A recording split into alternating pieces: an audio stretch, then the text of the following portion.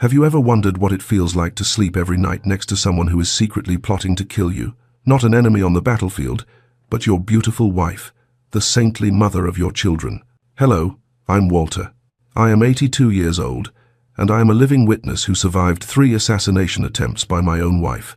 Once with rat poison in a cup of chamomile tea, once drowned in a freezing lake, and finally, a car barreling straight at me on a rainy night.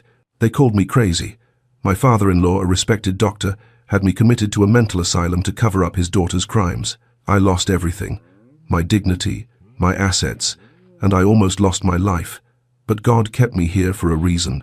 Today, I will expose the true face of the art of manipulation and the price one pays for cruelty.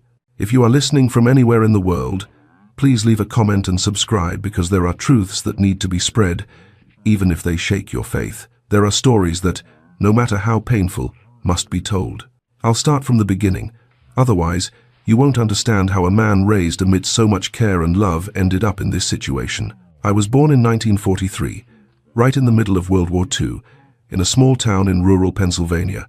My maternal grandfather had owned steel mills, and even after the crash of '29 and the decline of the industry, the family lost a lot, but still had assets.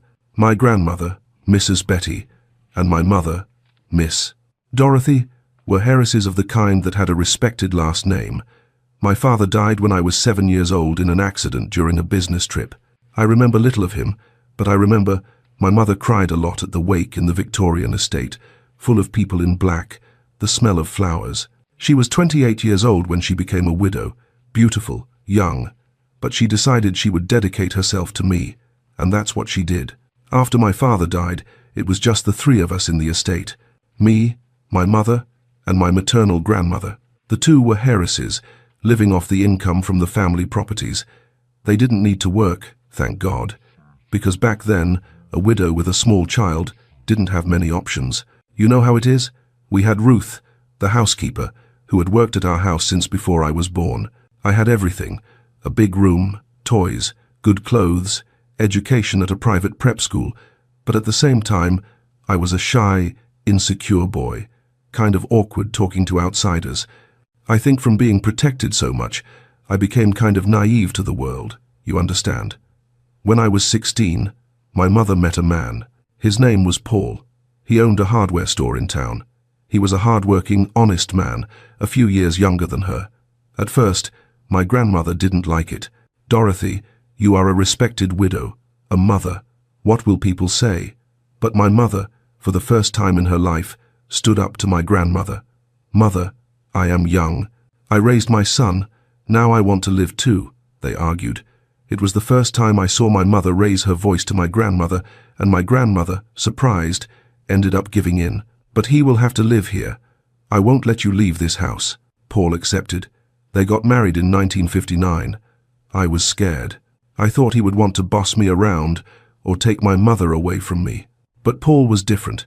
He never tried to be my father. He treated me with respect, like an equal. He called me young man.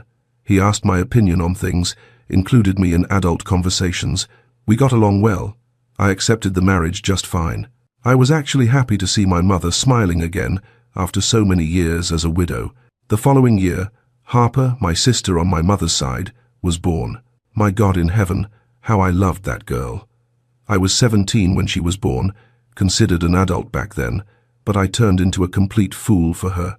I carried her, played with her, took her everywhere. She was my darling, my pride. Harper looked at me as if I were a hero, you know? How kids are. She grew up following me around the house, wanting to do everything I did. She was a cutie. Life at the estate was good, quiet. We had that traditional family comfort. The house with 12 rooms, a big garden, antique mahogany furniture, inherited silverware, those old family things. The whole town knew us, greeted us on the street, showed respect to my grandmother. It was a predictable, proper life. Without big thrills, I studied accounting, started working at a firm in town, made good money, was a decent young man, you know? Didn't drink, didn't smoke, didn't hang out with troublemakers, went to church, helped my mother, took care of Harper. With women, though, I was a tragedy. Shy, just didn't know how to make a move, didn't know how to talk. I reached my early 22nd as a virgin, my dear. Back then, that was common for a girl. But for a guy, it was already kind of weird. Friends made fun of me, but I didn't care much. My mother and grandmother kept pestering me to get married, to find a girlfriend from a good family, to give them grandchildren. Walter, you're already 24. You need to get married, build a family. I listened, agreed, but didn't rush. I thought when it was the right time, the right person would appear. And she did. That was when everything changed. I met Veronica at a church dance in 1967.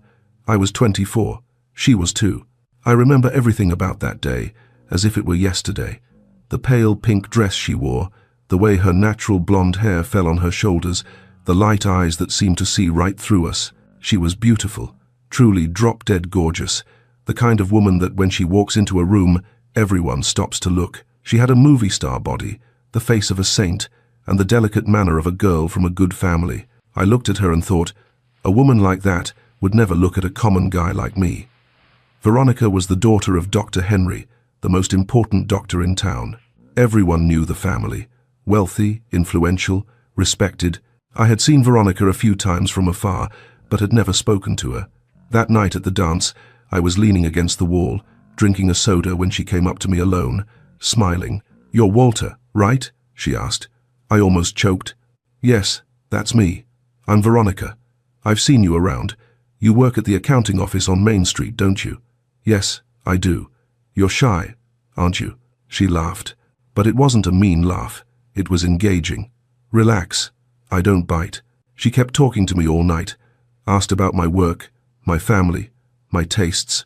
I could barely believe it. A woman like her, interested in me. At the end of the night, she took my hand and said, "I liked you, Walter. You're different from the others. Quiet, respectful. I want to see you again." And so it began. One conversation led to another. We started dating. Formal dating, the way it was done back then. I picked her up at home. We walked in the square, went to the movies, always chaperoned, visited each other's families. Her father, Dr. Henry, looked at me with that air of superiority, as if evaluating if I was worthy of his daughter. Her mother, Mrs. Patricia, was polite but distant. Veronica came to my house too, met my family. My mother was surprised. "Son, she is a very beautiful girl and Dr. Henry's daughter," she said one day when we were alone. There was something in her voice I didn't understand at the time. It wasn't joy, it was concern, but I only saw Veronica. I was in love. But you know, some sinister things started happening. There was something strange from the beginning, but I didn't want to see it. My sister Harper, who was about 7 years old at the time, started having strange reactions when Veronica appeared. She cried, screamed, hid behind my mother. "I don't like her," Harper screamed. "She's mean." My mother tried to calm her down. "Harper, what nonsense is this? Veronica is a polite lady." But Harper wouldn't stop. Every time Veronica visited, my little sister went into a panic, even vomiting from nerves. It was strange, because the girl was friendly, not with strangers, of course, but she didn't act that way with anyone. I thought it was jealousy that Harper didn't want to share my attention. Veronica thought so too. She minimized it, always laughing. "Oh, Walter, kids are like that. She'll get used to me soon." But it wasn't just Harper. Ruth, who had known me since the crib, also didn't like that story. One day, while washing the dishes, she called me into the kitchen, speaking softly. "Mr. Walter, that girl doesn't sit right with me." "Why is that, Ruth?" I asked, kind of irritated. "I can't explain it right, but the way she looks at you gives me the creeps. It's not the look of someone who likes you, it's the look of someone sizing you up." I tried to end the subject. "You're being fussy for no reason, Ruth." She wiped her hand on her apron, sighed. "I saw you grow up. I know when something is wrong, but you're the one who knows." My mother also didn't swallow Veronica, but acted in her own way. She didn't speak clearly. She dropped those phrases that seemed like advice and warning at the same time. She looked at me, then at Veronica, and commented, "Some people enter a house bringing a cold wind even on a sunny day." I heard, but I didn't listen. I was too in love to understand. My grandmother was even more direct in her way. Grandma Betty didn't beat around the bush when she wanted to warn someone. One Sunday after lunch, she called me into her room. She sat in her rocking chair, the one where she spent hours crocheting, and looked at me with those eyes of someone who had seen a lot in life. "Sit here, boy," she said, patting the bed next to her. I sat. She was silent for a while, rocking slowly, then spoke. "That girl you are bringing into this house, Veronica. What about her, Grandma?" "She's no good, Walter." I gave a nervous laugh. "Grandma, you don't even know her well." "I don't need to know much to know. I look and I see. That girl doesn't smile with her eyes. Her mouth smiles, but her eyes stay dead. That's the mark of someone who doesn't have a good soul. Grandma, that's absurd. You're being unfair." She stopped rocking and looked at me firmly. "Walter, I raised your mother. I raised you. I've seen a lot of people pass through this house, and I know when there is danger. That girl looks at you like someone looking at prey. It's not love, it's calculation. You're exaggerating." My grandmother shook her head, disappointed. "You are blind, my grandson, blind with passion. But I'll tell you one thing. If you marry that woman, you will regret it. She will destroy you. I feel it in my bones. And when it happens, don't say I didn't warn you." She went back to rocking in the chair, picked up her crochet, and said nothing more. I left the room irritated, thinking my grandmother was being prejudiced, old-fashioned, jealous of losing her grandson. The truth is, I didn't listen to anyone, because I was blind with passion. Looking back now, with the wisdom of an old man, I realize it wasn't just passion. It was insecurity. Deep down, I was still that shy, awkward boy who couldn't believe a goddess like her chose him. I silenced the alarms, ringing in my head because I was terrified that if I looked too closely, the dream would vanish. I traded my intuition for her validation. It is a heavy price to pay, my dears, selling your gut instinct just to feel loved. Grandma Betty saw the predator hiding behind the pretty face, didn't she? It is painful to watch a good man walk willingly into a trap, but Walter is right. Loneliness can make us blind to red flags. Don't go anywhere, because as the family grows, you will see exactly how right Grandma Betty was. And there was something else too. Veronica was bold. While dating, she kissed me in a way that made me dizzy. She put her hand inside my pants and grabbed, you know what? When no one was looking, she pressed her breasts against my hand while looking at me in a way that made me lose my ground. I had never felt that before, that desire, that hunger that consumed me. I thought that was true love. Veronica isolated me from my friends. She said they were bad influences, that they didn't value me, that only she truly loved me. She controlled my schedule, wanted to know where I was every minute. I thought it was love, passion, care. Every time I tried to see my friends, she made a scene of jealousy. "You prefer them to me? Then you don't truly love me." And I caved, always caved. 6 months after dating, we got engaged. Back then it was like that. Short courtship, engagement, marriage. There was none of this living together or getting to know each other better. It was all fast, formal, in a traditional family. The wedding was pompous. Her family paid for everything. Mass at the cathedral, reception at the country club, imported dress, more than 300 guests. I felt out of place at my own wedding, but happy. I thought I was the luckiest man in the world. That night, on the honeymoon, was the first time for real, and it was simply overwhelming. Everything I always dreamed of happened that night. Veronica was uninhibited. She knew things in a way that I, a virgin and a country boy, didn't even know where to start. She taught me everything, and that left me completely dazzled, completely addicted to her. I thought, how did a common man like me get a woman like this? The first months were a perfect honeymoon. Veronica was the ideal wife, affectionate, attentive, waited for me at home with dinner on the table, clothes ironed. We lived in a nice house that my mother gave us as a gift, near the estate. I continued working. She stayed at home. It was the traditional model of the time. We lived well, everything proper, everything normal. A year after the wedding, Mason, my first son, was born. I was on cloud 9. As a first-time father, I was totally silly, taking pictures of everything, waking up at dawn just to see the baby sleeping. I loved that boy. I always liked children, since I was a boy. Veronica, in public, was the perfect mother. She breastfed in front of visitors, changed diapers with all delicacy, sang lullabies. The women in her family and mine were always praising. What a dedicated mother, how lucky Mason is. I was proud. I thought I had chosen the mother of my children well. But at home, when no one was looking, I noticed something strange. Veronica didn't pick Mason up when he cried. She said, "Let him cry, otherwise he gets spoiled." When I picked him up, she rolled her eyes. "You spoil him too much. You're going to raise a wimp." I tried to talk. "Honey, he's a baby. He needs affection. Excessive affection ruins them. My father always said that." I didn't like that. But I told myself it was just her way, that she had been raised in a harder, colder way, that she didn't know how to show affection like my mother and grandmother did. Even so, I went to work with a heavy heart. I spent the whole day thinking about Mason, so small, at home alone with her.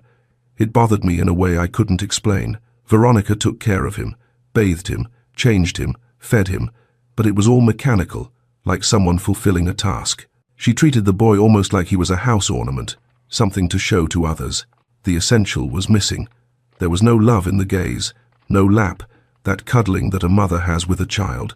So I tried to compensate. When I got home from work, the first thing I did was pick Mason up, hold him in my arms, smell his neck, make a silly voice, make up stories, play on the floor. I gave affection for 2, as if I could fill alone the void I saw between him and his mother. I started noticing other things too. Veronica broke things of mine by accident. The watch that belonged to my father fell and broke. The old photos of my family tore accidentally when she was cleaning. Gifts I received and liked disappeared, got lost, got ruined. And she always had that little face of, "Oh honey, sorry, it wasn't on purpose." She also started bad-mouthing my mother. "Your mother is very old-fashioned, very ignorant. She keeps giving opinions on everything." She started creating distance, saying my grandmother didn't like her, that Ruth was a gossip. I visited the family less, became more isolated. In 72, Logan, our second son, was born. Another blessing. Just like Mason, he also came out blonde, with blue eyes, the copy of his mother. They were beautiful, healthy, intelligent. Thank God. But inside the house, I saw something that no one on the street saw. Once again, the same pattern repeated for society. Veronica was the perfect mother. At church, at birthday parties, at routine appointments, she knew exactly what to do and what to say. She knew how to hold them, how to smile for others to see, how to fix their little clothes in front of visitors, how to pose as a dedicated mother. But when the street door closed and it was just the 4 of us, the story was different. At home, she was cold, distant, impatient, did the bare minimum, gave baths, changed diapers, handed the bottle, but never bent down to play, never sat on the floor, never made funny faces to see the 2 laugh. Boys notice these things, even small ones. Mason was getting more attached to me. After Logan was born, the 2 started creating this very strong bond with me. It wasn't that typical thing of the time of children calling for mom for everything. At our house, it was the opposite. When one of the 2 woke up scared in the middle of the night, they didn't call mummy, they called daddy. If they fell and scraped their knee, they ran to me.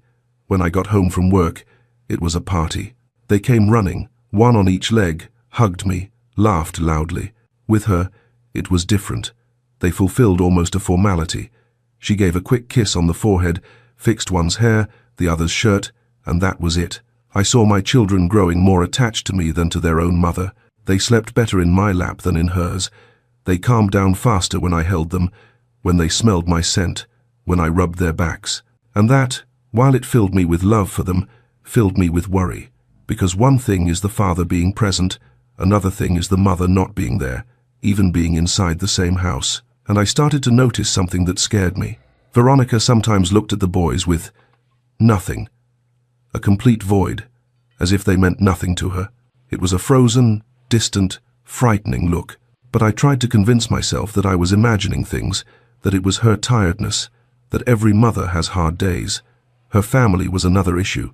Dr. Henry, my father-in-law, treated me with poorly disguised contempt, always with that air of superiority, as if I were inferior coming from a decaying farming family.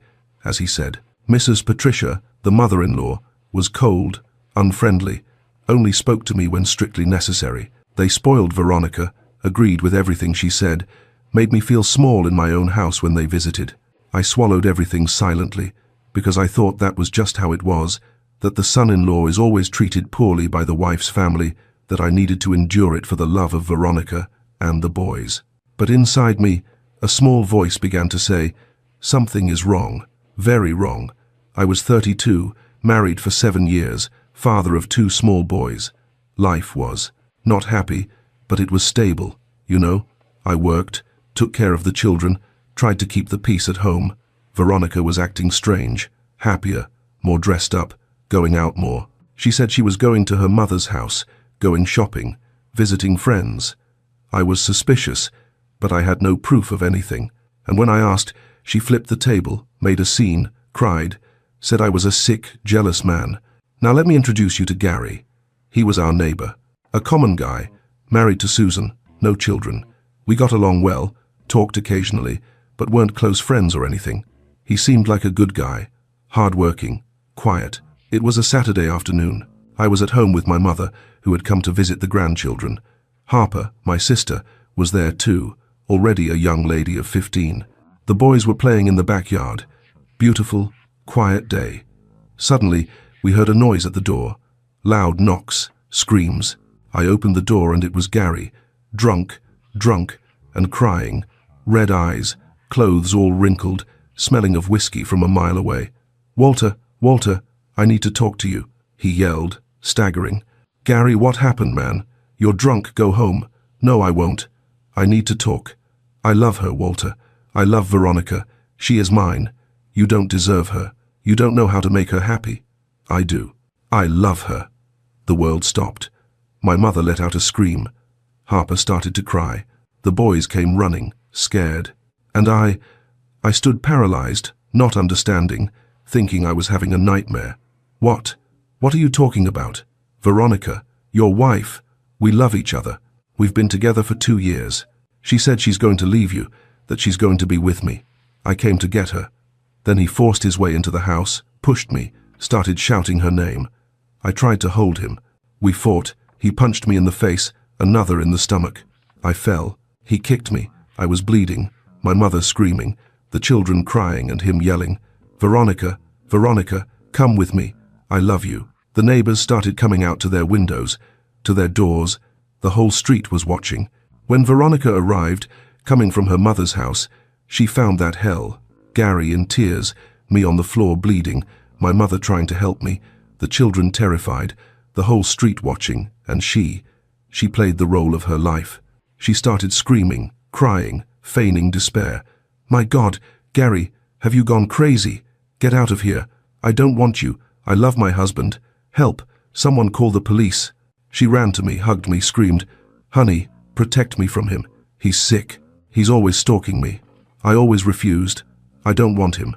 Protect me." The neighbors called the police. They took Gary away, still shouting that he loved her, that she was a liar, and she crying in my lap, all trembling, repeating, "He is obsessed with me. I always said no. I love you. Only you." And I, a fool, bleeding, humiliated in front of the whole town, believed her, or wanted to believe, because the alternative was accepting that my wife had been cheating on me for 2 years and I hadn't noticed anything. It is heartbreaking to see how easily Walter's trust was weaponized against him, isn't it? But as you are about to hear, this public humiliation was just the opening act of a much darker plan Veronica had in store. Don't go anywhere, because the deception is about to turn deadly. 3 days later, Susan, Gary's wife, sought me out. She had dark circles under her eyes, thin, destroyed. She found me leaving work and asked to talk. She told me she kicked her husband out that same day of the confusion. "Walter, I am so sorry for you, but I need you to know the truth, because everyone is going to make a fool of you." She told everything. How she discovered the affair months ago, how she found letters, gifts, another woman's perfume on his clothes, how she confronted him, and he confessed he was in love with Veronica, that they met in motels, at his house when she traveled to Florida to see her parents, even at her house when I was working. How Veronica laughed at me, said I was predictable, easy to fool, that I never suspected anything. She laughed at you, Walter. She said you were silly, that you believed everything. I'm sorry to speak like this, but you need to know. I went back home destroyed. I confronted Veronica. I told her everything Susan had told me, and she, once again, was perfect. She cried, screamed, said Susan was lying for revenge, that she wanted to destroy our marriage because hers was over.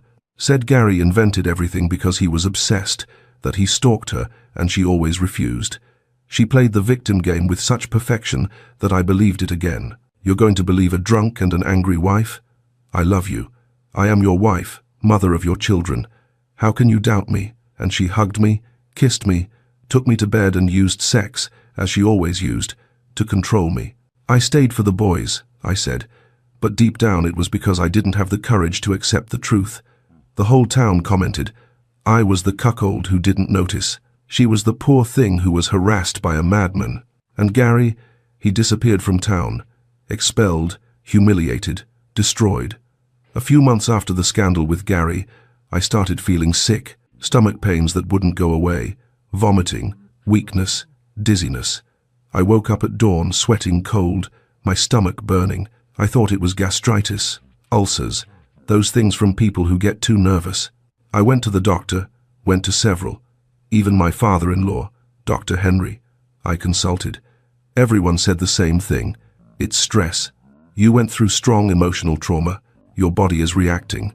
Need to relax, watch your diet, take antacids. Veronica became the dedicated wife, went with me to appointments, cried with worry, told the doctors, "Doctor, I'm so worried about him. He doesn't get better. What do I do?" Everyone praised her. What a wonderful wife, taking such good care of her sick husband. She prepared tea for me every night. "Honey, drink this chamomile tea. It will calm you down. It will be good for your stomach." She prepared special food, light, so as not to irritate the gastritis. Everyone thought it was beautiful, but I was wasting away. In 3 months I lost 30 pounds. I became a scarecrow, my child, clothes falling off, face sunken, weak, barely able to work. My mother was terrified. "Son, this is not normal. You are disappearing, you need to be hospitalized, do a more complete exam." That was when I started noticing a pattern. I always felt sick after eating or drinking something Veronica prepared. When I ate at my mother's house, when Ruth cooked, when I ate at the diner near work, I got better.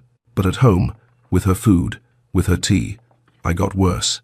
I started to suspect, but it was a suspicion so absurd, so out of a horror movie, that I was ashamed to even think, am I going crazy? Did the stress make me paranoid? Until one night desperation gave me an idea. She prepared the tea, this time lemon balm from the backyard. She came with that dedicated wife smile. "Here, Walter, it's fresh, good to calm the nerves from work." I took the cup, thanked her, waited for her to turn her back and go to the bedroom. I ran to the sink, poured almost everything out, but kept some in an empty medicine bottle I had washed and hidden in my pants pocket. I closed it tight with the cork and put it in my briefcase. The next day, I invented a client visit and drove my Ford to the neighboring city, which was bigger. I couldn't risk anyone I knew finding out. I looked for a clinical analysis laboratory, one of those old ones in the back of a compounding pharmacy. The pharmacist was a gentleman with thick glasses, Mr. Eugene. I remember to this day. I entered his room, closing the door behind me. "Mr. Eugene, I need a favor that requires absolute secrecy. I'll pay whatever is needed." I put the bottle on the table. "I suspect someone is trying to harm me. Can you test if there is anything strange in this tea, any sedative or something worse?" He looked at me over his glasses, suspicious, but saw my state of nerves.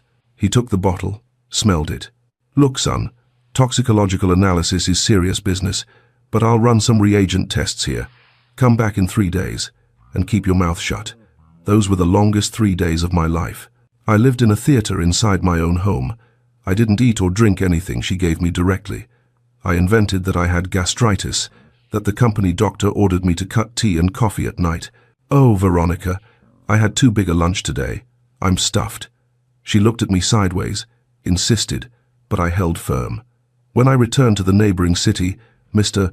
Eugene received me with the door locked. He wasn't suspicious anymore, he was pale. "Sit down, Walter." He pushed a typed paper in my direction, but I didn't even need to read it. "You are lucky to be alive. What is it, Mr. Eugene?" "We found strong traces of an arsenic-based substance. It's the active ingredient in rat poison, the kind sold in hardware stores." I felt the blood drain from my face. "Rat poison." "Yes. And the worst part, the dose is small. Whoever prepared this didn't want to kill you at once to avoid suspicion. The intention was to intoxicate you slowly. The kidneys stop, the liver stops. It looks like natural death or serious illness. It's the work of someone with a cold soul. The world collapsed there in that small room smelling of ether. My wife, the mother of my children, the church lady, was killing me drop by drop, while the whole town thought she was a saint taking care of her sick husband. I got home shaking. I showed the lab paper to her. Veronica, this is the result of the tea you gave me. There is poison, rat poison. You are trying to kill me. She didn't deny it immediately. She had a hysterical attack. She screamed, cried, tore her clothes, threw herself on the floor, yelled that I was crazy, that I was inventing things, that I wanted to destroy her, that I had never gotten over the Gary affair, and now was creating lies to separate and keep the children. You are sick. You are sick. This is fake. You paid someone to falsify this result. You want to destroy me. You have sickly jealousy and want to accuse me of a horrible thing, she called her father. Dr. Henry arrived in half an hour, took the paper, looked at it, tore it up in front of me. You have lost your mind, Walter. This is madness. My daughter would never do such a thing. You are creating fantasies because you didn't get over her betrayal, which didn't even happen, by the way. You need psychiatric help. If you continue accusing my daughter, I will take legal measures. I went to my mother's house and showed the result to her and Paul. My mother believed it instantly. I always knew that woman was evil. Son, separate. Separate. Now, she's going to kill you, for the love of God. Paul, more ponderous, said, Walter, we believe you, but if you accuse her publicly, they will say you are crazy. She has her doctor father on her side. You will lose custody of the boys. You will be institutionalized. You need to gather more evidence before acting. Need to discover why this woman wants to do this. I know. You are probably shouting at your screens right now. Walter, why did you show her the proof? Why didn't you go to the police? But you have to understand, I was a husband in shock, not a detective. Part of me, the foolish, hopeful part, still wanted to believe there was a mistake, that she would look at that paper and explain it all away. I handed my enemy the only weapon I had because I couldn't accept that the mother of my children was truly a monster. We all want to scream at Walter to run to the police, but fear often makes good people make terrible decisions. Unfortunately, by revealing his hand too early, Walter just unknowingly started a countdown that nearly cost him his life. You won't believe how she tries to silence him next. Veronica stayed 3 days at her parents' house, took my boys, returned crying, asking for forgiveness. Honey, forgive me. I understand you are sick. That stress made you like this. I will take care of you. I'll take you to a psychiatrist. You will get better. I love you so much. You must be asking yourself, Walter, why didn't you go to the police? Why didn't you leave that woman right then? The answer has a name and surname, Mason and Logan. I looked at my innocent boys playing on the rug, oblivious to the monster smiling in the kitchen, and I knew I couldn't leave. Back then, the law blindly favored the mother. If I filed for divorce, she would get full custody. And if she was capable of poisoning the father of her children, what would she do to them when I was gone? So, I made a pact with God. I became a hostage in my own home. I became a ghost haunting my own life. Every dinner was a game of Russian roulette. I watched her ladle soup into my bowl, her eyes scanning my face for signs of weakness, and I had to smile. I had to swallow my terror so my children wouldn't taste my fear. I died a little every day so they could live. So, I made the hardest decision of my life. I accepted continuing to be married to my assassin, but I changed the rules of the game. It wasn't as if nothing had happened. Of course, it was a cold war. I stopped drinking the tea. I stopped touching the food she served me. I started eating lunch at work, or stopped by my mother, Miss Dorothy's house to satisfy my longing for Ruth's cooking. At home, I only ate fruits with peels that I peeled myself, or processed foods that I opened on the spot. And look at the miracle. I got better. In a few weeks, the stomach pains disappeared. The dizziness passed. I started gaining weight and having color in my face again. It was living proof that the poison was in her hand. She noticed, of course. Veronica wasn't stupid. She saw the untouched plates. She saw I was strong again. She got irritated, banged pans in the kitchen, looked at me with disguised hatred, but said nothing. Because if she complained that I wasn't eating, she would have to admit why that bothered her so much.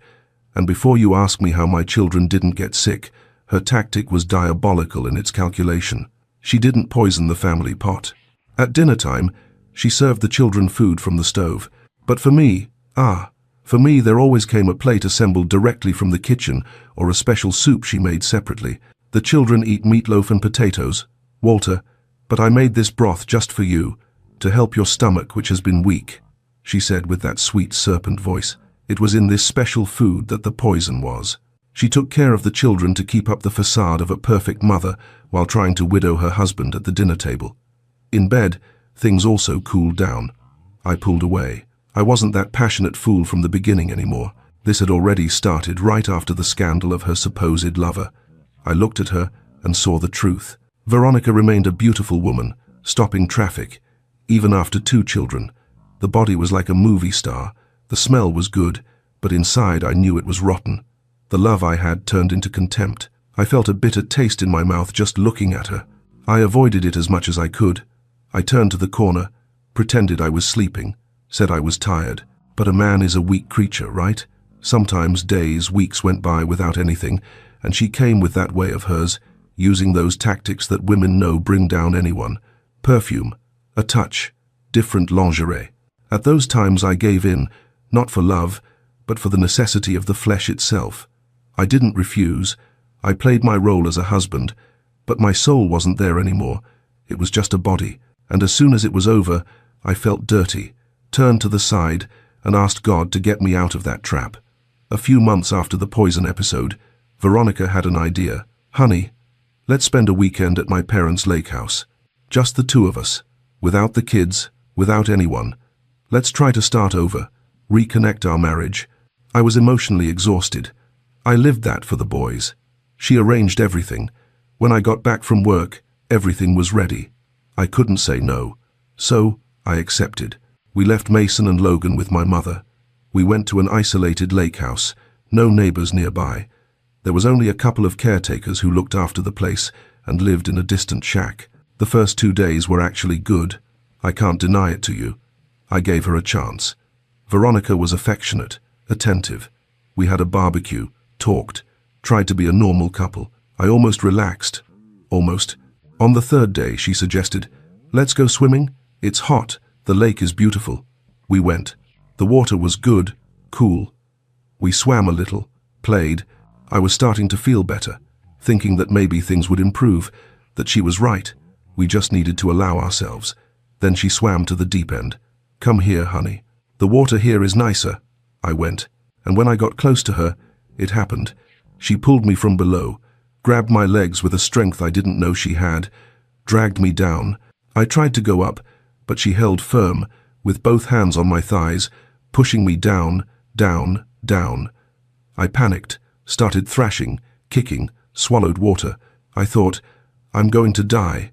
This crazy woman is going to kill me here. I'm going to die and no one will know. I gathered all the strength I had, twisted my body, managed to land a kick on her. She let go. I came up desperate, coughing, suffocating, swimming with everything to the shore. When I managed to reach land, I dragged myself out, coughing water, crying, trembling. I looked back, and she was already on the shore too, wet, with her hair stuck to her face, and she started screaming, "Help! Help!" He tried to kill himself. He jumped in the water and wanted to drown. I tried to save him. "Help!" The caretakers came running, found me on the ground, still coughing, still trembling, and she crying, screaming. He tried to kill himself. He panicked, wanted to drown. I almost died trying to pull him out. He's sick. He needs help. I, still breathless, tried to speak. No, that wasn't it. She tried to drown me. The caretaker, Travis, looked at me, looked at her, small, delicate, crying, and said, "Mister, you are confused. Miss Veronica doesn't have the strength to drown you. You are much bigger than her. I think you had a fit in the water." No one believed it. How would a 5'3", 110 Laobi woman drown a 5'10", 180 Laobi man? Impossible, right? But anyone who has been attacked underwater knows size doesn't matter when you are taken by surprise, when you are out of air, with no ground beneath your feet, and pure panic sets in. Even a child can hold a giant down. She had the element of surprise and the weight of her hatred. I only had my confusion. But anyone who has been attacked underwater knows size doesn't matter. When you are out of air, without ground, in despair, even a child can hold you down. And she caught me by surprise. The caretakers helped me into the house, gave me a towel, a glass of water. Veronica kept crying, saying she had been very scared, that I almost died, that she didn't know what to do with me anymore. When we were alone in the bedroom, away from the caretakers, I confronted her. I was shaking, but I needed to hear it from her mouth.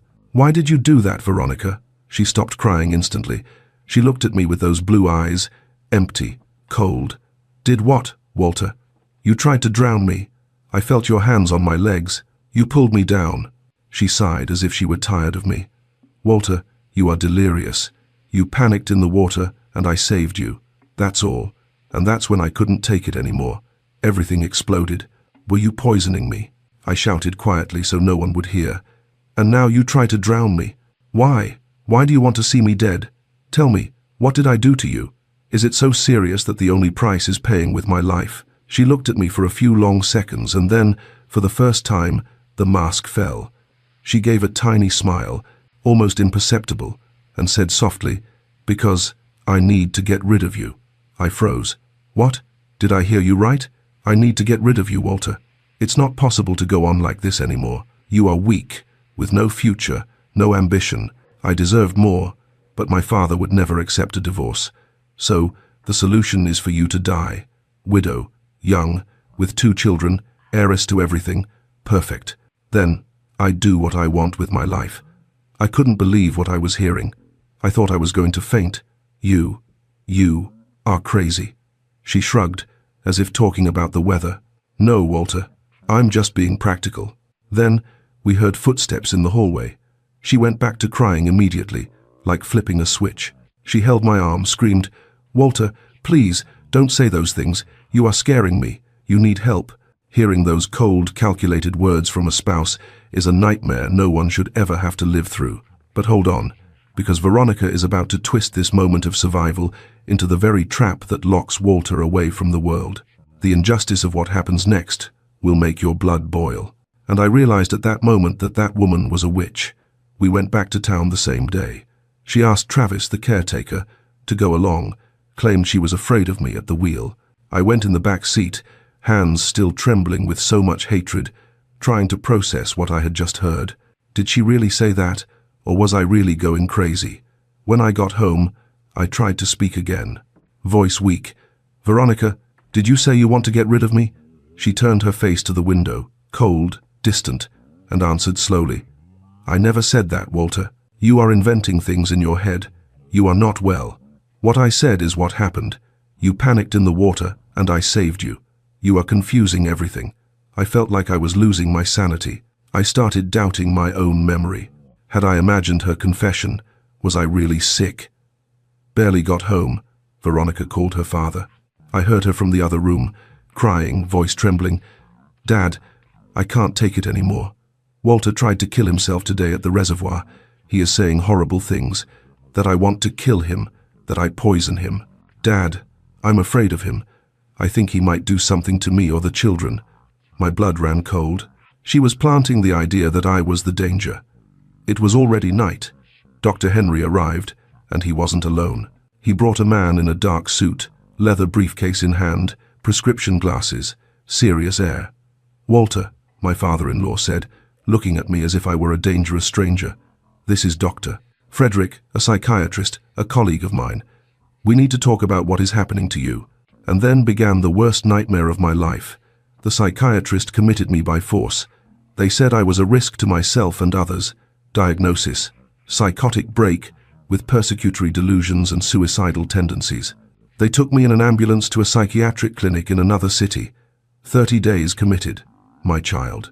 30 days taking heavy medication, doing therapy, being treated like a madman. The doctors looked at me with pity, as if I were a poor guy who went crazy because his wife almost cheated on him.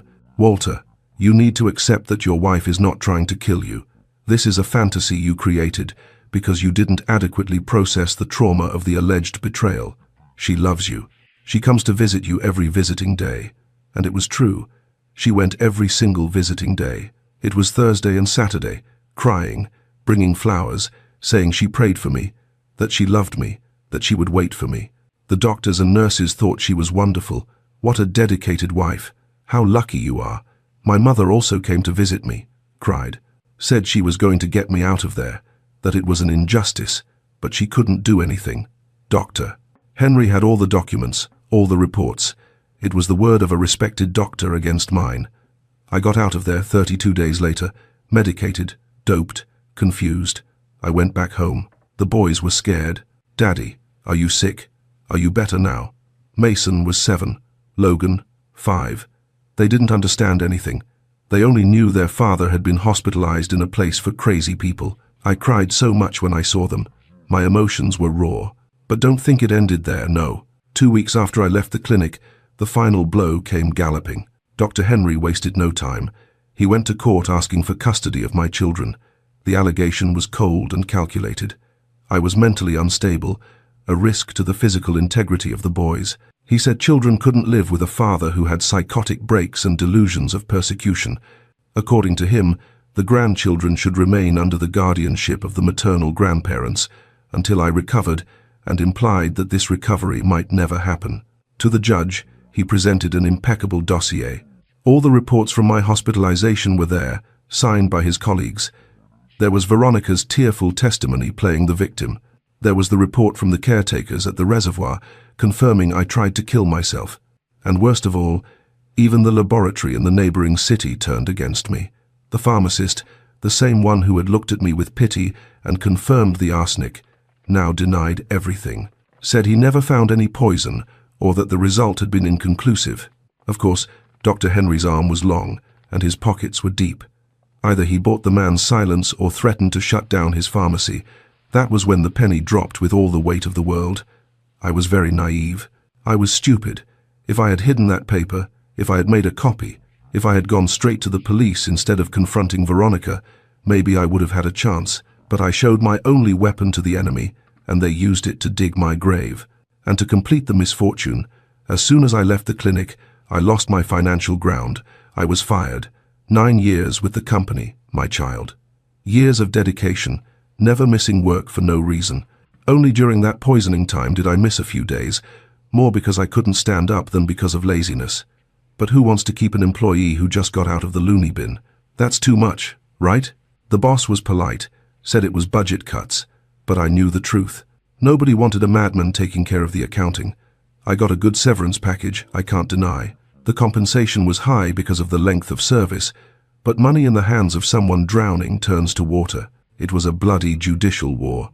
Mr. Brandon, my lawyer, was good, but charged his price. I spent every cent of that severance paying fees, court costs, experts. The money that should support my children was burned, trying not to lose them. And when my money ran out, my mother entered the fight. Miss Dorothy, with her heart in her hand, began selling the family jewelry, antique rings, necklaces that belonged to my grandmother. She sold everything to pay for my defense. The whole town commented. I couldn't walk down the street without feeling the stares. I had turned into Crazy Walter, the ungrateful one who accused his saintly wife of trying to kill him, the unbalanced man who lost his job and was blowing his mother's inheritance. Nobody saw my side. Nobody saw my despair. The hearing was humiliating. His lawyer destroyed me. Mr. Walter, don't you think you are projecting your own guilt for not having been a good husband? I didn't know what to answer. I was medicated, confused, broken. But my lawyer managed to prove that I was in treatment, that I was improving, that I had conditions to care for my children. The judge decided I would keep custody, but with mandatory psychiatric monitoring. I won, but at what cost? The whole town saw me as crazy. My children were afraid of me. My reputation was destroyed. I was the man who went crazy with jealousy. Can you believe such a thing? It feels like the walls are finally closing in on Walter, stripping him of his dignity and his children. But don't click away, because a father's love is a powerful fuel, and Walter is about to start playing a dangerous long game to get his boys back. And Veronica, she was the saint enduring a sick husband. But I knew the truth and I knew she would try again.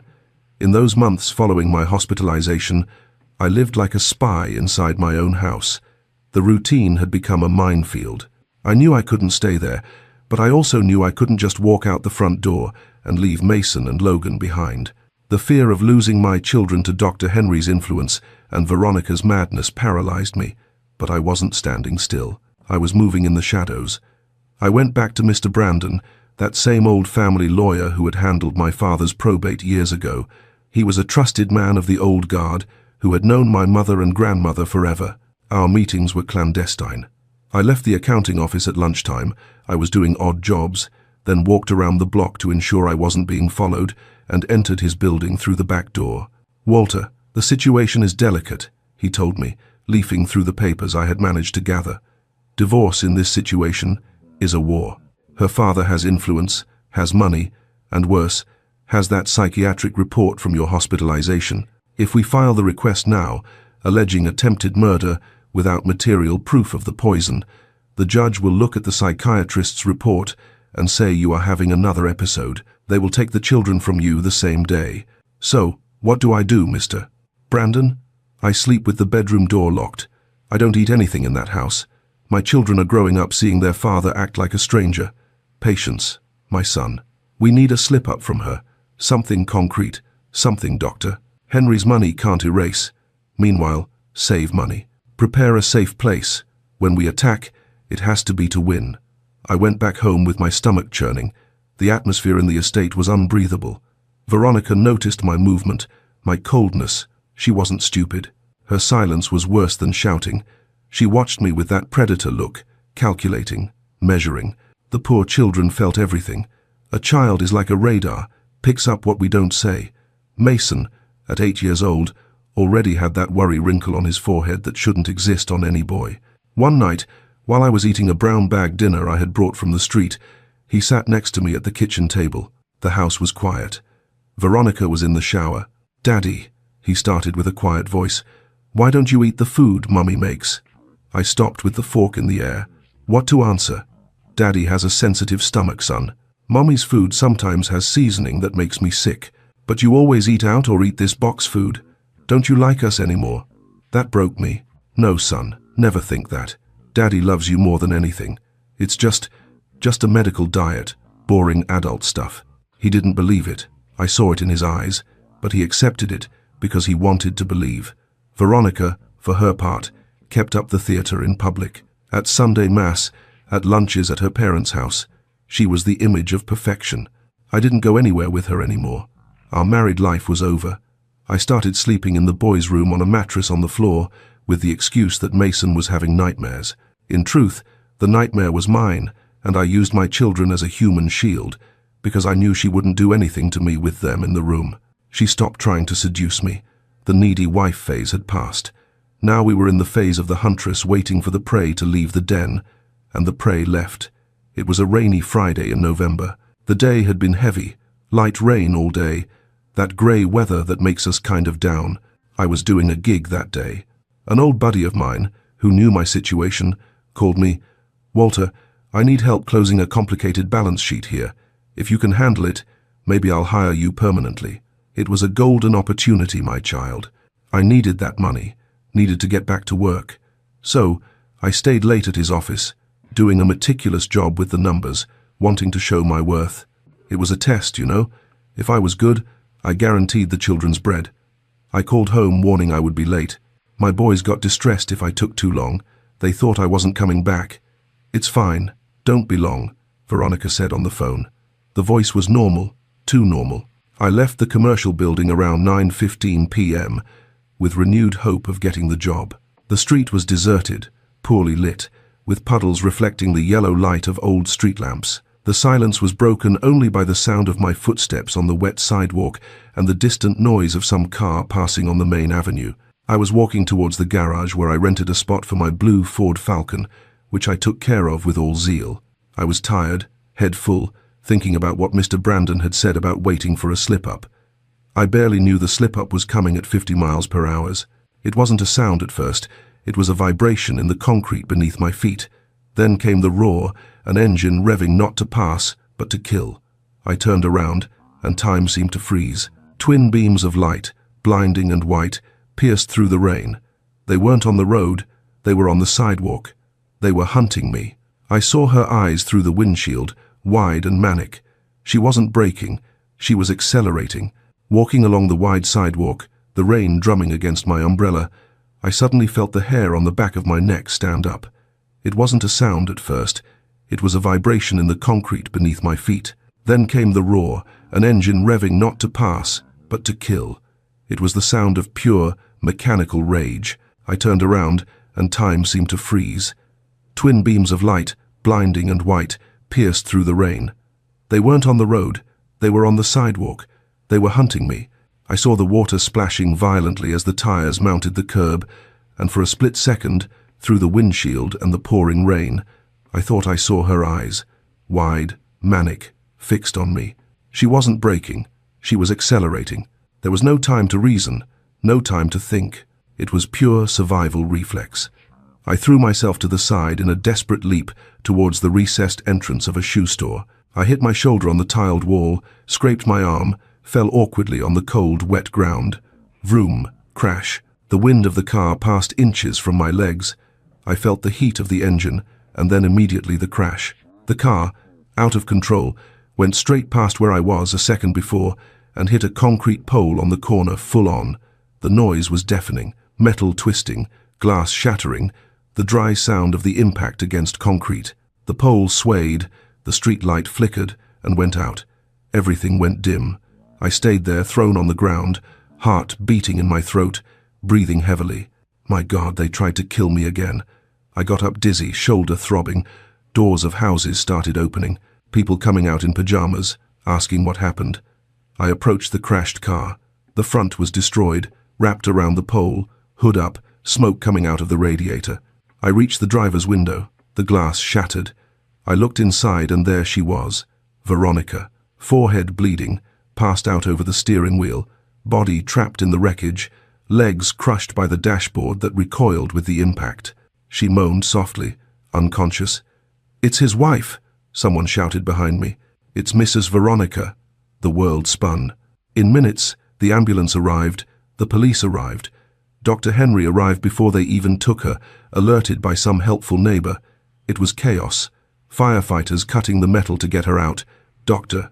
Henry shouting orders, crying, desperate for his daughter and me there in the middle of all those people, being looked at with pity. "Poor thing," I heard a neighbor comment. "Went to pick up her husband from work in the rain and this tragedy happened."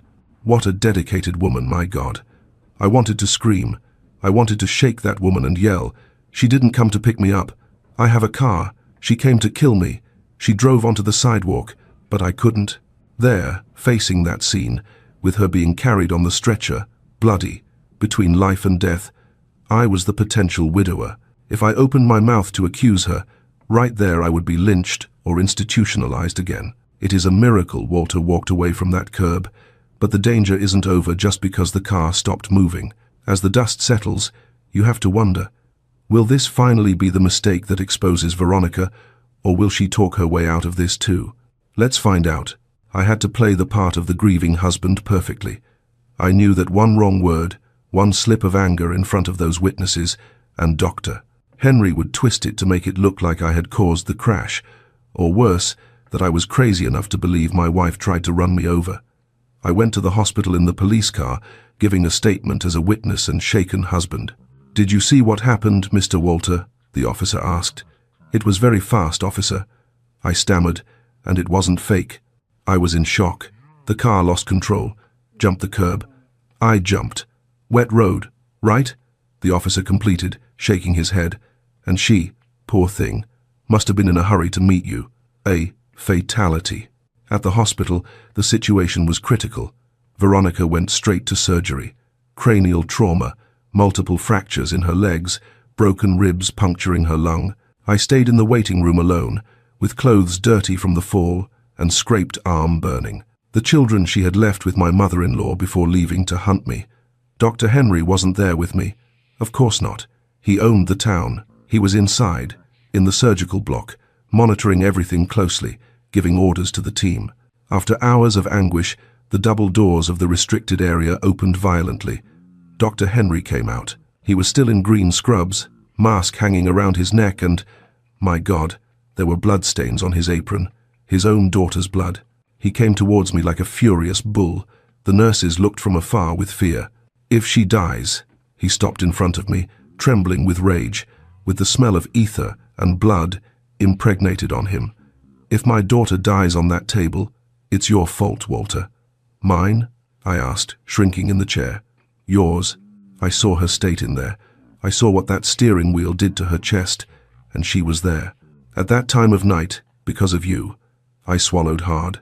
The urge was to say, "Your daughter is a murderer, doctor. She threw the car at me.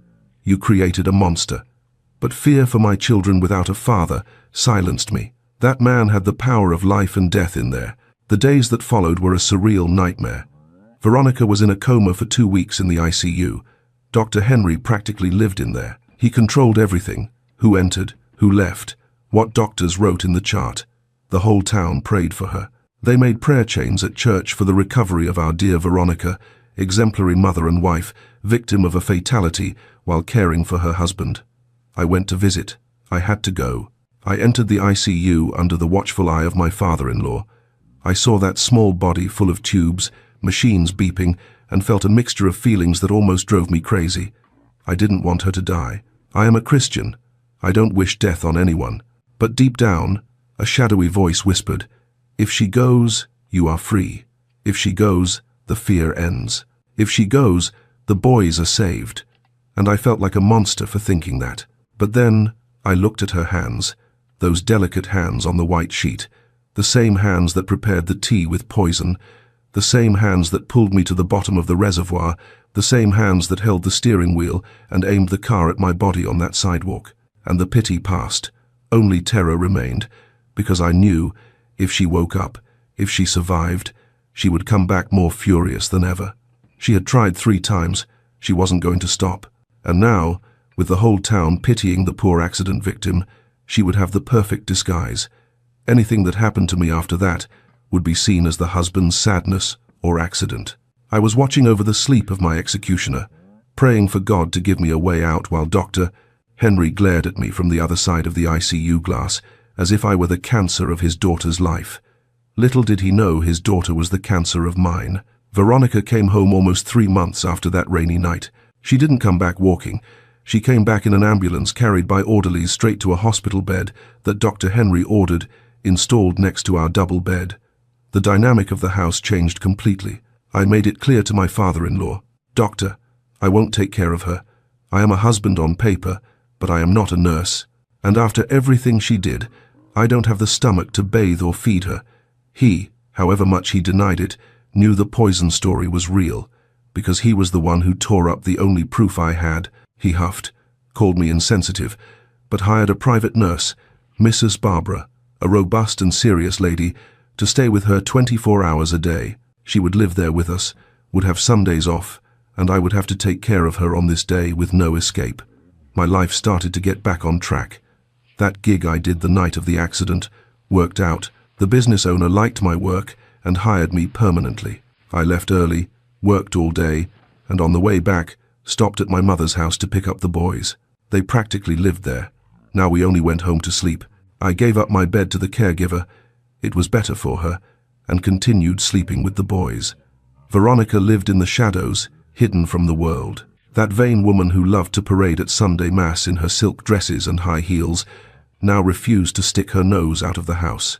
She was ashamed of the wheelchair, a heavy and ugly iron contraption she called my prison. She was ashamed of the scars on her face, ashamed of no longer being the queen of the town. She never stepped foot in church again. The priest even tried to make a charity visit, but she sent him away screaming, saying that if God existed, he wouldn't have done that to her. Bitterness was eating her alive, from the inside out, and that anger spilled over to whoever was near. The children, she just shooed away. The poor things didn't know how to approach their mother. To give you an idea, Mrs.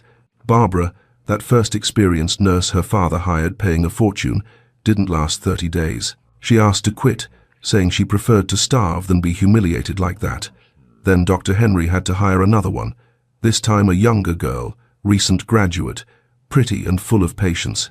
When the doctor introduced the girl, he pulled me into a corner and, with that arrogant way of his, whispered, "Walter, this girl is a professional.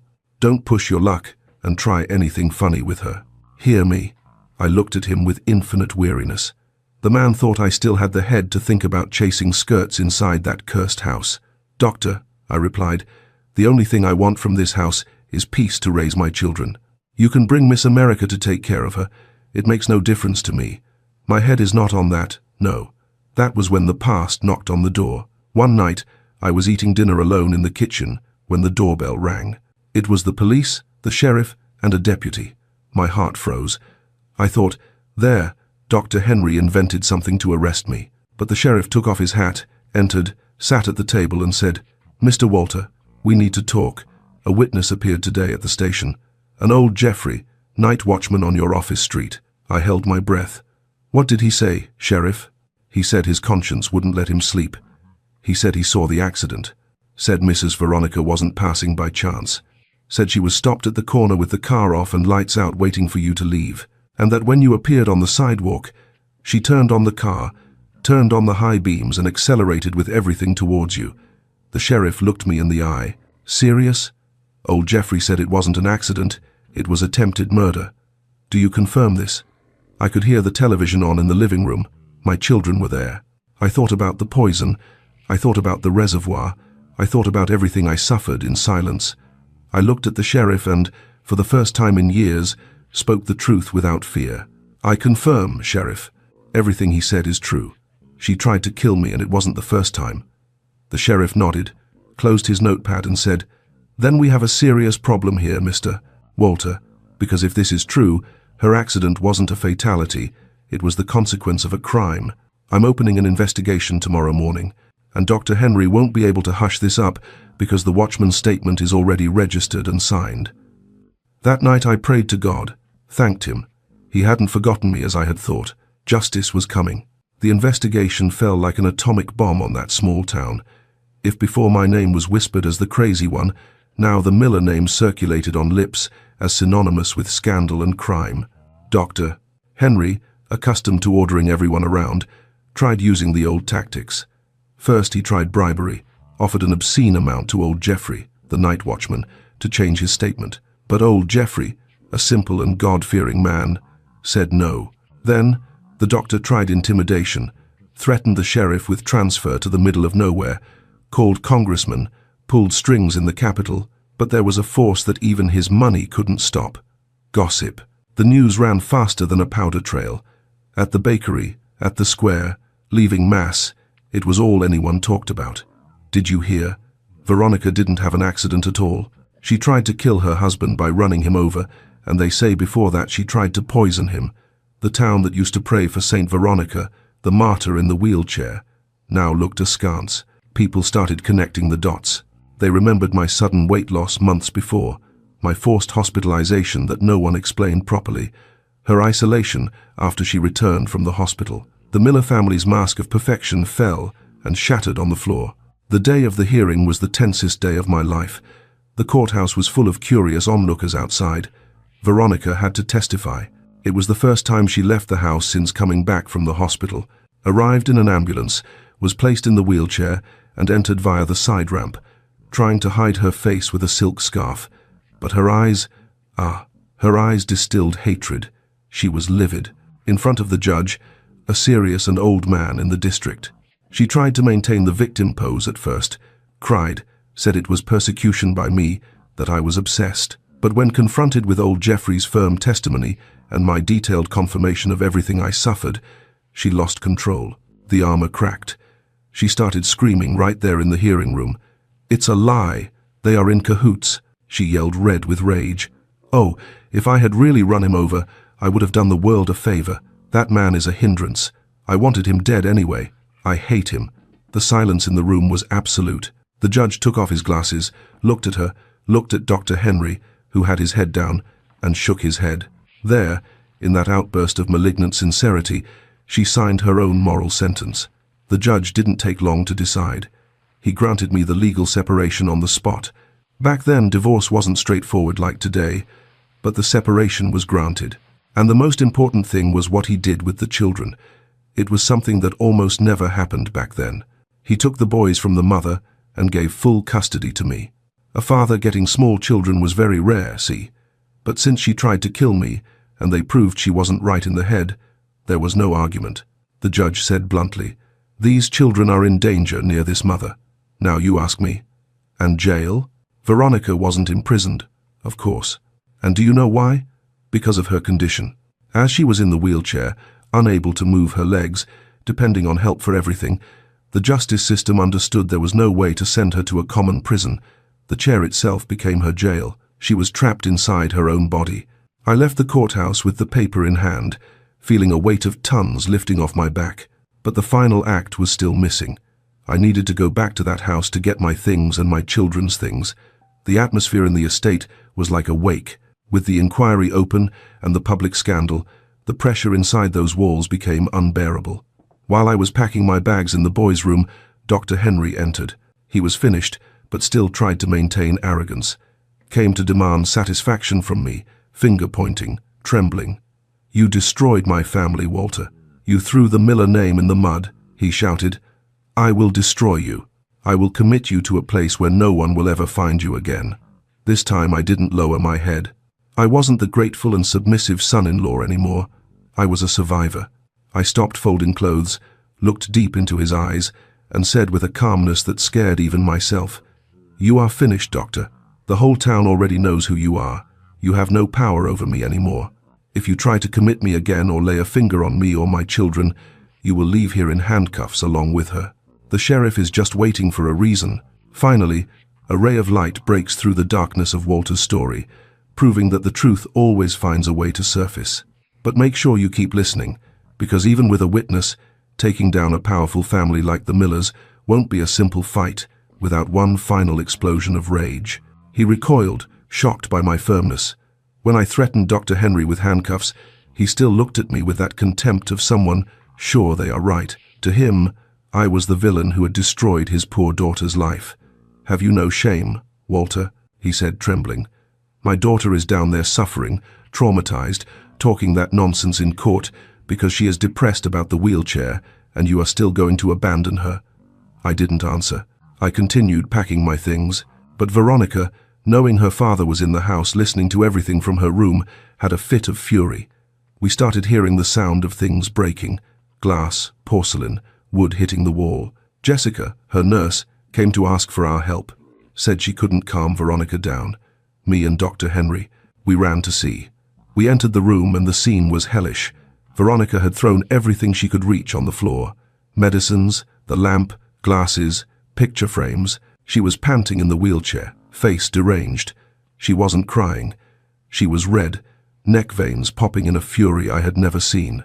Dr. Henry tried to calm her down, still in the role of protective father. "Calm down, daughter," he said with a gentle voice. "I know you are nervous. It must not be easy what you are going through, but we will solve this." "Solve?" she screamed, voice hoarse with hate. "You don't solve anything. This is all your fault." "Mine?" the doctor asked, confused. "I did everything for you, Veronica. I protected you." "I protected nothing," she interrupted, hitting the wheelchair wheel with her hand. "If you had listened to me, that piece of trash would be rotting in the asylum to this day. I asked you, Dad. I begged you. Don't let him out, Dad. Leave him there forever." Dr. Henry went pale. He glanced at me, then back at her. Veronica, the clinic director, said he was better. The report said the episode had passed. "I am a doctor, daughter. I couldn't keep a sane man locked up without justification."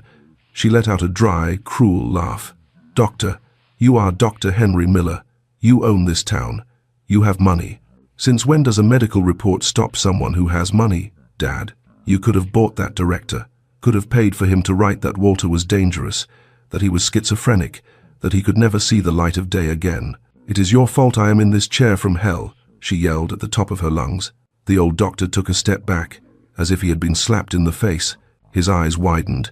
He was seeing for the first time the calculating coldness of his daughter. "I just wanted to get rid of him," she screamed, not caring that I was there listening. "Look, that woman said so much right there in our faces that it's heavy just to remember." I, as a father, pitied Henry.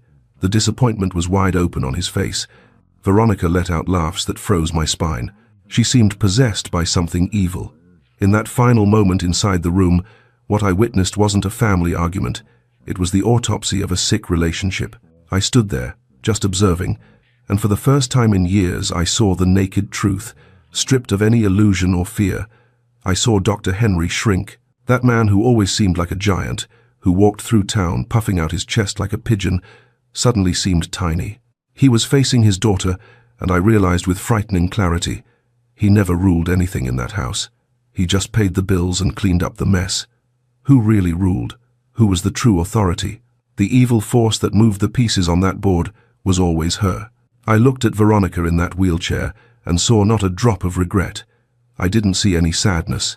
What I saw in her eye was pure wickedness. It wasn't the anger of someone who lost their family. It wasn't the anger of a spoiled child who broke a toy and wants another. She looked at her father, not as a daughter looks at a father, but with that contempt of someone looking at an old tool that serves no purpose anymore. It was disturbing to see the mask fall. For years, she wore the costume of the perfect wife, the dedicated mother, the docile daughter. But there, in that destroyed room, the sheep's skin was ripped off. Her face contorted in a mix of hate and arrogance that chilled the spine. She gestured, pointed her finger at her father, and I could see, without needing to hear the words, that she was throwing all the blame on him. She blamed him for not being corrupt enough, for not being cruel enough to keep me locked up. I saw the exact moment Dr. Henry's soul broke. He realized too late that he had created a monster. It is a chilling realization for a father to see he raised a predator instead of a daughter. Walter is finally free, but stay with us to hear the beautiful, unexpected ending that proves life really does begin after the storm passes. He realized that all the love, all the money, all the protection he gave her served not to raise a decent human being, but to feed a predator. He saw that his daughter had no empathy, no gratitude, no humanity. She was a void that sucked everything around her. I left that house feeling like I took a sack of cement off my back, but with that flea behind my ear that took years for me to understand properly. My child, arriving at my mother's house that day was like taking a ton off my back. Mom's house is something else, right? Seems like the walls hug us. My little grandma even cried, a rare thing. She was so happy I finally got rid of the snake, right? As she used to say. I was welcomed with open arms by everyone. At that time, Harper was engaged to a good guy and, incredibly, no one threw in my face that I had made the wrong choice. They didn't say I told you so, or any of that. Only gave me the love and respect I no longer had in my own home. When I returned, Ruth was no longer there. Had to go away to take care of her grandson, poor thing, because her son had passed away. But Mother, with that heart of gold, didn't leave her helpless. She continued helping financially every month. Who was in the kitchen now was another lady, Mrs. Madeline. The children were calmer because they adored their grandmother. I sat with them on the living room sofa, that old soft sofa, and explained in my simple way, "My sons, from today we are going to live here with Grandma and Great-Grandma. Daddy will come back from work every day and we won't go back to the estate. Mommy will stay at her house taking care of herself and we will take care of our life here." They didn't complain, on the contrary, seemed relieved. My mother's house was an old Victorian, very big, with high ceilings. There was room for everyone, plenty of space. My mother had already set up my old room for me and wanted to put each boy in a separate room so they would have comfort. But those two wouldn't separate, no. They liked sleeping together in the same room. They were inseparable, thick as thieves. The torment they went through in that other house united the two in a way that nothing could separate. And about the Miller family, the repercussions were such that they couldn't continue living in town. The shame was too great, my child. 4 months after all that scandal, they left. Dr. Henry, humiliated, sold everything he had in town, sold the mansion, passed the practice along, sold the land, and look how God writes straight with crooked lines. The house where we lived had been a gift from my mother, remember? Since I was married on paper, I had a right to my share of the sale. When I received that money, I didn't think twice. I kept a little to guarantee the children's future, but the biggest part I gave to my sister, Harper. She was getting married soon. I gave the money for her to buy her first little house and start life with dignity. She sobbed, poor thing, hugged me, thanking me. But I told her, "Don't thank me, Harper. This money belongs to our family. I did this because my mother, Miss Dorothy, spent everything she had, Even sold the jewelry to pay my lawyers and get me out of that asylum, and all the rest you already know. She was left with nothing because of me. In the end, that money was hers too. It was the way I found to give back a little of how much they did for me. The father, Dr. Henry, already sick with grief, took his daughter and wife and moved to Florida, to a town where no one knew who they were, left fleeing, like rats when the light turns on. I only discovered their phone number some time later, and it wasn't because of her, no. It was because of her mother, Mrs. Patricia. Poor thing. That one was the only one who had a good heart in that house, but lived her whole life with her head down for her husband and daughter. She cried, missing the grandchildren. Me, even with all the hurt I had, let her call. I thought the boys weren't to blame and had the right to know their grandmother loved them. And so, life went on, my child. But there was a final chapter to this story that I need to tell, because it shows well how hate consumes a person until nothing is left. During those years they lived in Florida, I never forbade contact. On the contrary, I encouraged it.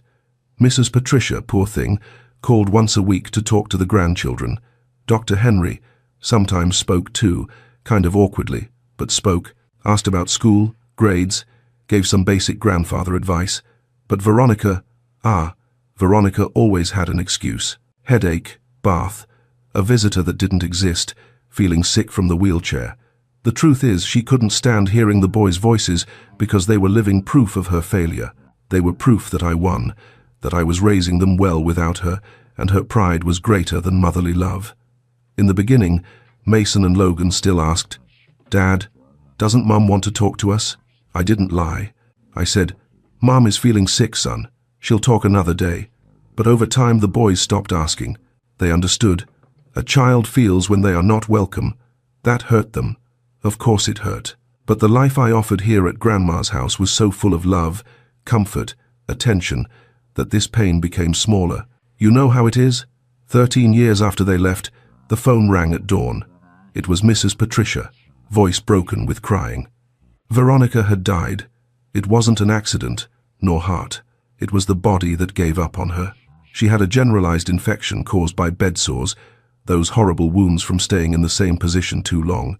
They say she refused to do the treatments, treated the nurses badly, wouldn't let anyone take proper care of her, sent everyone away, screamed, cursed, bitterness rotted her inside and out, until her kidneys stopped working. Her body literally gave up living, because her soul had given up long ago. When I gave the news to the boys, they were sad, cried, yes. But it wasn't that desperate cry of someone losing their ground. It was a heartfelt cry of someone who lost the hope of one day having a real mother. They cried for the mother she could have been, not for the woman she was. Cried for the idea of what was missing. Understand? We didn't go to the funeral. It was too far. And I thought it wouldn't be good for them to see that scene. The destroyed grandfather, the heavy funeral atmosphere. We said a prayer at home, lit a candle in the small dining room, and asked God that her soul finally find the peace she never had in life. My mother prayed with us. My grandmother too. Harper held my hand. It was simple, it was dignified. And life surprised me in a way I never expected. About 2 years after Veronica's death, I was working quietly at the accounting office, that same job I got after all the confusion. I was a respected employee, had become almost manager of the fiscal area. At that time, a new girl came to work as a secretary. Her name was Sarah. Sarah was different from everything I had known. Simple, hardworking, came from a humble family in the country. She was much younger than me, about 20 years younger. She was 28 at the time, but had a maturity that impressed. Not one of those women, with scandalous beauty that stops traffic. She was beautiful in her own way, you know, sincere brown eyes, easy smile, sweet way of treating people. In the beginning we only talked at work. I was polite, respectful, kept my distance, but she started striking up conversations, asked about my life, my children, brought me coffee when she saw I was busy. There was a lightness about her that calmed me. One rainy evening, she stayed late to help me. When I offered her a cup of coffee, my hand trembled. It was a reflex, a scar from the past, the fear that a drink offered by a woman could be a weapon. Sarah noticed. She didn't ask, she didn't pry. She simply took the first sip from my cup, smiled, and said, "Perfect amount of sugar, Walter." In that simple gesture, she dismantled years of terror. She didn't just love me, she taught me how to feel safe again. It was as if after years living in a minefield, I had finally stepped on solid ground. One rainy evening, she stayed late to help me. When I offered her a cup of coffee, my hand trembled. It was a reflex, a scar from the past, the fear that a drink offered by a woman could be a weapon. Sarah noticed. She didn't ask, she didn't pry. She simply took the first sip from my cup, smiled and said, "Perfect amount of sugar, Walter." In that simple gesture, she dismantled years of terror. She showed me that not every hand that reaches out is trying to hurt you. Falling in love with Sarah wasn't just about romance. It was the hardest battle of my life. I had to fight the voice in my head that screamed, "Don't trust her," every time she was kind. But her patience was stronger than my trauma. She didn't just love me, she taught me how to feel safe again. I went slow, my child, slow and suspicious. After what I went through, I was afraid of pretty women, of easy smiles, of exaggerated kindness. But Sarah was different. She didn't fake it. She didn't want anything from me besides my company. She knew my story. Everyone in town knew, and even so she looked at me with respect, without pity, without judgment. Took me 6 months to have the courage to ask her out for real. We went to the movies, then had dinner. She was funny. Told stories that made me laugh until my belly hurt. And my goodness, I had forgotten how good it was to laugh for real. I introduced her to my sons. They were about 15 and 17 at the time, already young men, level-headed. I was nervous. Thought they would find it strange, that they would think I was betraying their mother's memory, even knowing everything that woman did. But no, they liked Sarah right away. She treated them with affection, but without forcing intimacy. Respected their space. Over time, she won both of them over naturally. My mother loved her. My mother loved her immediately. Even my grandmother, who was already very old but still sharp as a tack, approved. She held my hand one day and whispered, "This one is a real woman, Walter. Marry her before another smart guy takes her away." There is no redemption quite like earning the approval of the one person who saw the danger coming from miles away. Grandma Betty's blessing isn't just advice. It is the final confirmation that the curse over Walter's life is truly broken. Stay tuned, because this new chapter brings a healing that not even Walter saw coming. My mother loved her, and with my family's blessing, I started thinking about the future. I wanted to marry, wanted very much, but there came the problem. I was divorced, legally separated, and back then, my dear, the church rules were strict. A divorced man couldn't marry again in the church. The separation didn't dissolve the marriage in the eyes of God. It was as if you were half married forever. The church didn't recognize remarriage without annulment, which was impossible to get. It was unfair, but that's how it was. So, I looked into it, talked to the lawyer, went to understand my rights, discovered that, even divorced, I could build a new family. Couldn't marry officially in the church, but could live together, have children, build a life. It was what they called common law marriage, or domestic partnership, but we just lived together, and that was it. I explained everything to Sarah. She listened carefully, thought for a few days and said, "Walter, I don't need a paper to know you are a good man. If we can't marry on paper, we marry in the heart." And just like that, she accepted. I had managed to save good money working. Wasn't rich, but had credit at the bank, a clean name. I bought a nice house in a quiet neighborhood, financed by the bank with payments that fit in my pocket. The house had 3 bedrooms, a big backyard, garage. We moved in together. The boys stayed at my mother's house. They were already big, studying, almost entering college, visited us constantly, spent weekends. Sarah cooked for them, took care, gave opinions and scolded when needed. And then, my child, came the surprise. Sarah got pregnant. I cried when she told me, cried of happiness, of fear, of everything together. I was already in my 42nd, thought I wouldn't have small children again, and there was God giving me a second chance to be a father. But this time, the right way, with a real woman by my side, our girl was born. A beautiful little princess, tiny, all wrinkly at first, the way babies are. We named her Zoe, a beautiful name Sarah loved. Raising Zoe healed all the wounds I had. I could hold her without fear, could spend hours watching her sleep, could play, act silly, bathe, change diapers without being judged. The boys loved their little sister. They were always at our house just to hold her, make her laugh. It was beautiful to see those two grown boys turning into fools with that little thing. The family I always dreamed of having was there, complete, truly happy. It reminded me of myself when Mum married again and had Harper. The situation was very similar. My grandmother Betty was incredibly old by then, well into her 90s, but her mind was still sharp. She was the one who had raised me, the one who had warned me about Veronica from day one, and she never abandoned me. She met Zoe, held her great-granddaughter in her frail arms a few times, and blessed her. She said, "This girl will have a good life, Walter." She was born in a house with love. A few months later, my grandmother went to sleep and simply didn't wake up. She passed in peace in her own bed, without suffering. I was devastated, my child. Cried like a child. That woman had been my safe harbor my whole life. But I thank God she saw me happy before leaving. She saw me rebuild my life. She saw Sarah, Zoe, left knowing I was well, that everyone in the family was well. Much later, when life was already calm and I was nearing old age, I started reading about human behavior. In my youth, we didn't talk about these things. Psychopath was stuff of horror movies, of people who killed with chainsaws. We thought bad people were just bad character or shameless, didn't have all this vocabulary we have today. But reading modern books, psychology articles that Zoe showed me, she went to college for psychology. She grew up hearing her brother's story, seeing the trauma left behind, and decided to study psychology. She told me once, "Dad, I need to understand how a human mind manages to be so cold." It was through my daughter's studies trying to decipher her brother's mother that I finally understood what had slept in my bed for 9 years. It wasn't just evil, it was illness.